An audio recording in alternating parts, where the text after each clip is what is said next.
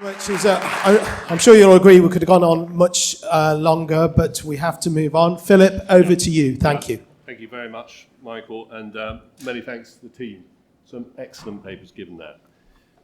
Well, as I said earlier, Lord Deben, he really needs very little introduction because I'm sure he will be known to you.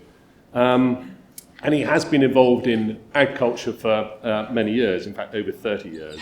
So initially as Minister of State, he was appointed Minister of Agriculture in 1989 when it was called Ministry of Agricultural Fisheries and Food, MAF.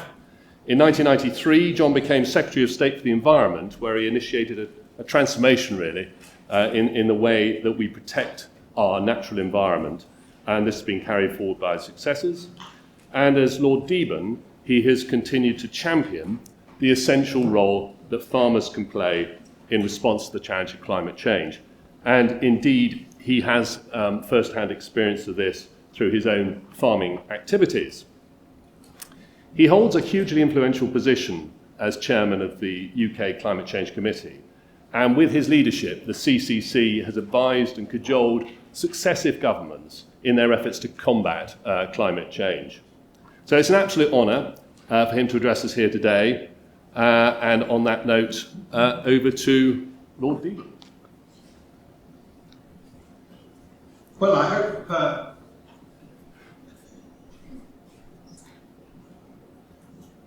we can hear you. You can hear me. Can you see me? We can hear you and see you. Well, that is extremely good. And I must say, I'm sorry that the connections meant that we couldn't do it in the order that we'd hoped to. But I have enjoyed it more this way round because I've heard the panel. And I think some of the things that I've got to say will be of some assistance. First of all, let's be frank about it. Climate change is happening. We're going to have to deal with it.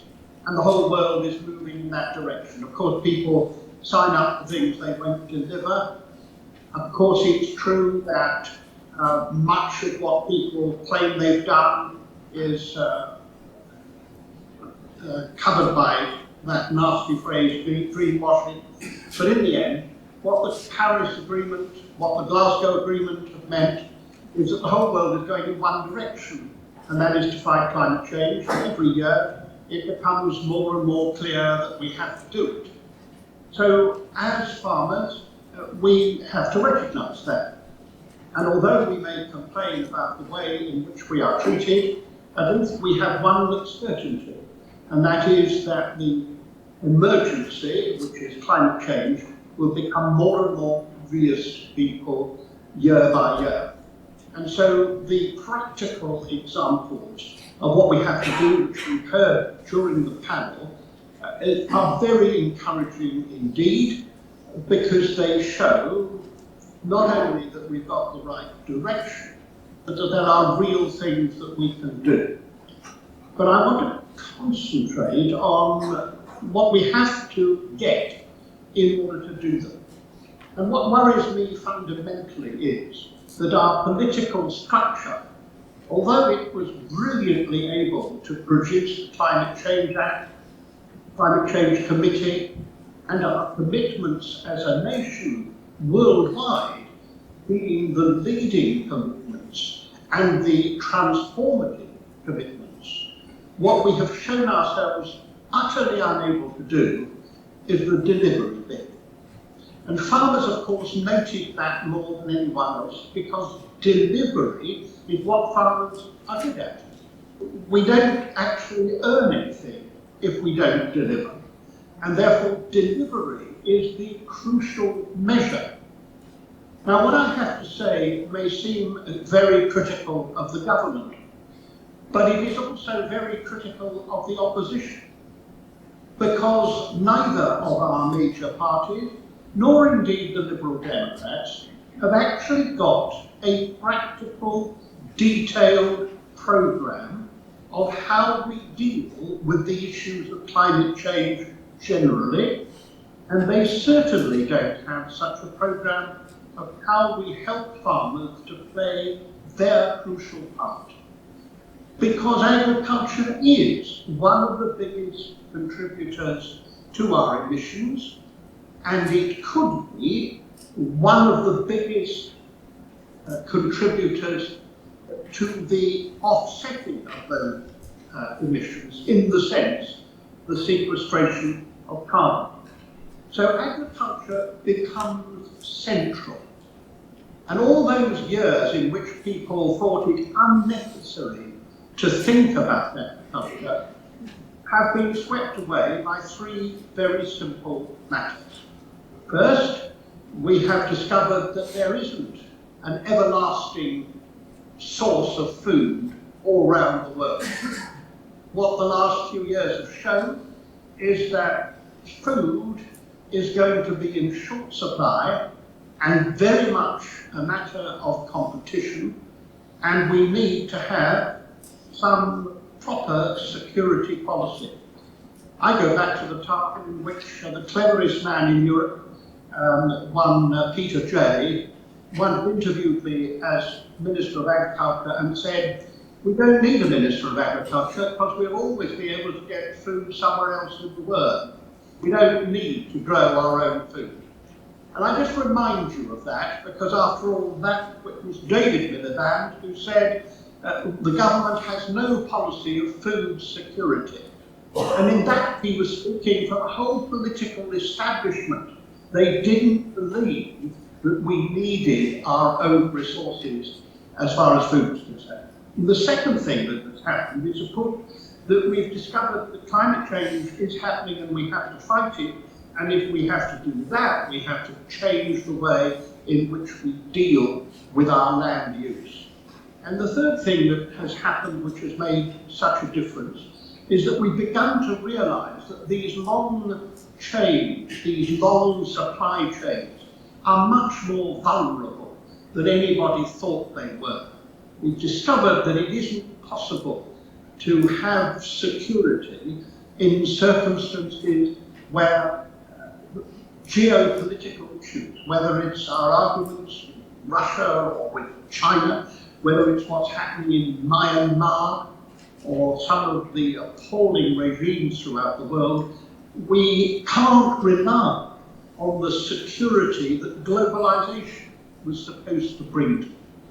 Now, I paint that background because it seems to me that farmers have to recognize two things. One is there is enormous opportunity, and secondly, that it's very tough and complicated. And your panel showed so clearly how complicated and complex it is. And my first, therefore, plea is that we can bring home to politicians of all parties just how difficult this is. Because they talk as if it's very easy. And they produce no answers to the first question, which is how do we help farmers make the right decisions? Starting with those who want to make it. And that's why my first stimulus would be that we recognise that DEFRA has got to become much more a Ministry of Agriculture, and it's got to understand that it's got to help farmers do the job which is necessary for all of us. And that means something much closer to the old idea of ADAS than anything that we have at the moment. We need to recognise the revolution which is taking place. And we need also to realise that that revolution is not just a matter of words. So when we hear the Brexiteers talk with enthusiasm about the fact that we can now change our system of support, let's just realise they've no idea as to what the new system should be, and nor do we. Because that has been the problem of ELMS and the rest of it, is that we have none of the certainties which you need to have if you're making a revolutionary change. And when we say that farmers are good at change, that is true. But it is also true that we've had 80 years of a particular way of giving farmers the support they need. The Common Agricultural Policy was different, but not fundamentally different from the system that we had before. the deficiency payment scheme was designed to do precisely the same thing, which was to reward production. If we suddenly say we're not going to do that anymore, it isn't good enough just to talk about public goods, as if the provision of food isn't a public good. It isn't sufficient to talk about public goods as if they are the sort of goods which would put in its magazine. What you have to do is to understand the central role of farming, which is to produce food. And then to say, we have to do that in a way which enhances our ability to deal with climate and which enhances the environment in which we live. But you have to start from food production, and you cannot miss that out. We need to become more productive. We don't have the best productivity in the world, and one of the things that we farmers have to remember is that that is true. Sometimes farmers argue that it isn't true. That is actually a fact. We can be more productive. But if we're going to be more productive, we have to be more productive in a way which actually the battle against climate change and doesn't move from it. So if that is so, we need a ministry capable of giving us the information that we need. We need a structure which is long-term in its views, and we also need a situation in the whole country which enables us to do what we have to do. And one of the things that came up during your panel, which was fascinating and crucially true, is farming will depend upon a proper grid system if we are going to be able to do what we need to do. It is outrageous that we still are talking to say that we can't put any additional renewable energy into the system because the grid doesn't hold it. My family has very strong connections not only with Suffolk but with Herefordshire, and both places farmers cannot do what they ought to do because the grid is not strong enough to meet it. And in Wales they're stupidly talking about taking the new grid arrangements round the coast instead of providing the opportunities for farmers in the centre of Wales to be able to feed into the grid and receive also renewable energy.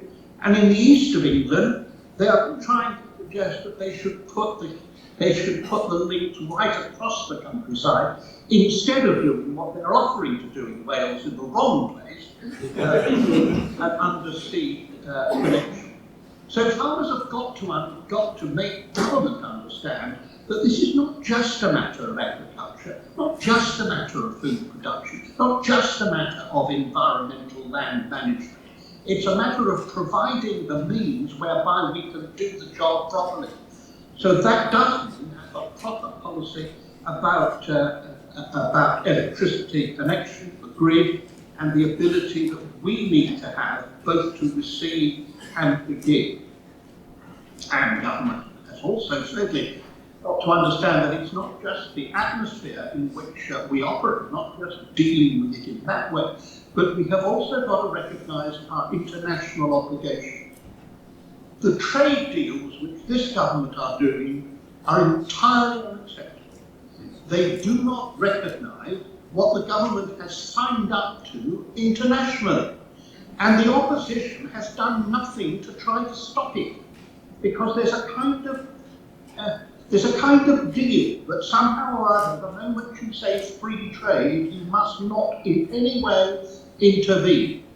And so we have this ludicrous position in which the government signs agreements which will enable people to export into this country goods and food which have not been produced to the standards which we demand, and also to claim that we are not going to lower our standards. You can't do both of those.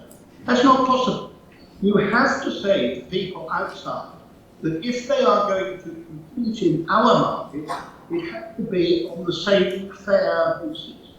And that means the Australians, and the Mexicans, and the New Zealanders, And now this new horrific agreement which has taken place, which is very close to be taking place in Asia, which will do very little to improve our economy, but which will open the opportunity to people to be able to undermine the whole of our house, the whole of our farming community, because they won't have to meet the same standards. And we have to demand that climate change means that we have to have proper standards, and our trading arrangements have got to reflect those standards. And the fourth thing that we have to ask for is an understanding that farming needs confidence. The thing that's fascinating about your meeting today and the panel is that behind each of those speakers was a confidence in their own ability and in the future. That is not widespread. There are far too many farmers who feel entirely unconfident because we're asking them to do such revolutionary things. And so many of them have pulled the clothes over their heads and stuck with what they've always known and always done. And that, of course, is a recipe for financial disaster. But the blame is not just on them. The blame is on the inability of our society to recognise that farmers need confidence, that they are crucial to our future, and that what we're asking of them demands a great deal. And so, I know this is an audience which will agree with me on that, but it's not the right audience. What we have to do is to get out there to make this urban country of ours recognise the crucial part that food production plays. And the more that we avoid that, the more that we will find ourselves being forced to do things without the support, the encouragement and the resources to do them. There was a key point made by your last panelist when he reminded us that category 3 emissions are going to be more and more important in the food chain. And as they work their way back from the supermarkets and the manufacturing, it will be the farmers who will be asked to reduce those emissions. We will only be able to do it if we have a government which has created the circumstances in which we have the confidence to do it. So if I sound critical of this government, I repeat, I'm not. I'm critical of a system in which government can operate as if farming doesn't matter.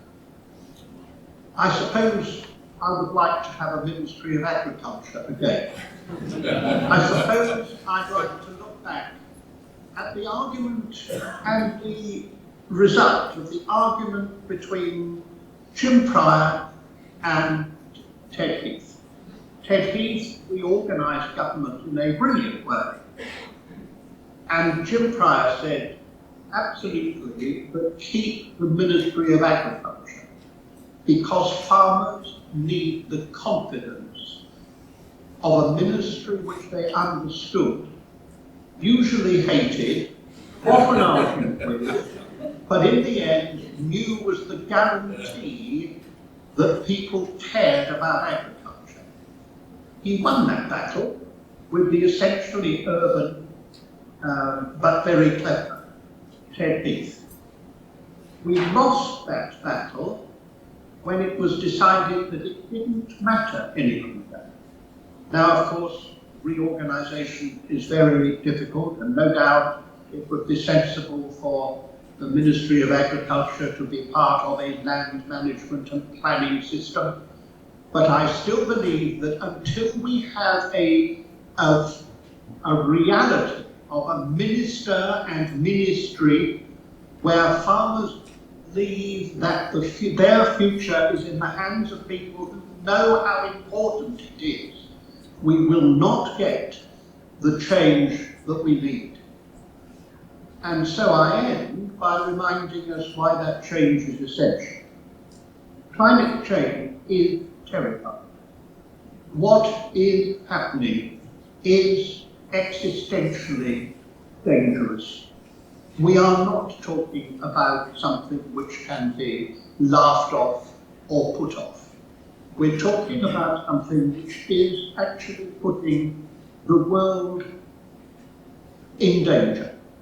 We had the final red warning. My difficulty is that I don't want to frighten people so much that they feel that there's nothing they can do about it, so eat, drink and be merry, because tomorrow we die. But I do have to be very clear. The science is very clear. And so we do have to do it. But to do it, we need the confidence to do it. And that confidence depends upon the political structure recognising the vital importance of agriculture, not just to provide what is called public good and fits the Daily Mail's own category, but that provides the food which the nation needs. And every government must remind themselves of Lord Cameron's comment that no government is more than 5 meals from disaster. One thing people will never forgive a government for is the failure to be able to buy the food that they need for themselves and their children. We are moving into a world in which farming is going to be central.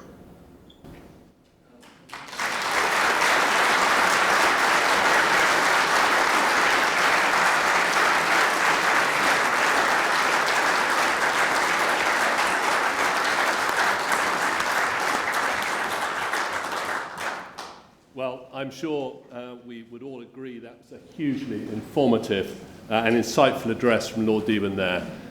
Absolutely fascinating. And I think we would both like, John, and need to have you back as our Minister of Agriculture. It's been a real privilege, I think, for us to hear from John today with all of that experience of his involvement over the years.